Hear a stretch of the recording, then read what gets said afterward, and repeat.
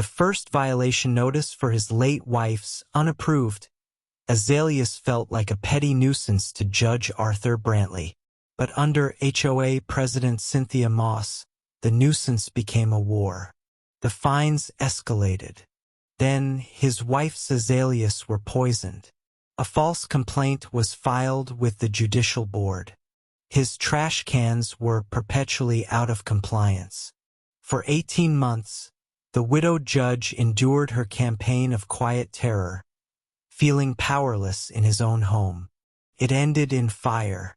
Arthur escaped with his life, but his house, and every physical memory of his wife inside, was reduced to ash.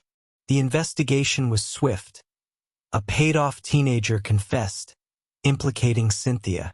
She was charged with arson and attempted murder. At her sentencing, Arthur sat perfectly still in the front row. Cynthia, diminished in a plain dress, avoided his gaze, her focus on the polished floor.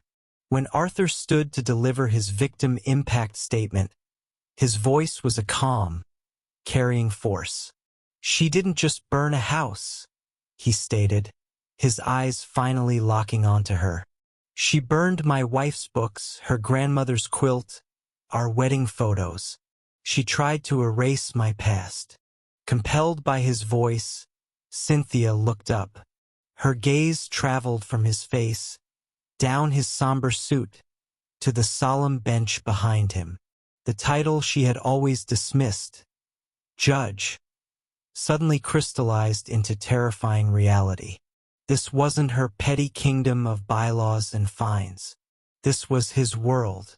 The man whose life she had systematically dismantled held a profound understanding of the law's full, cold weight.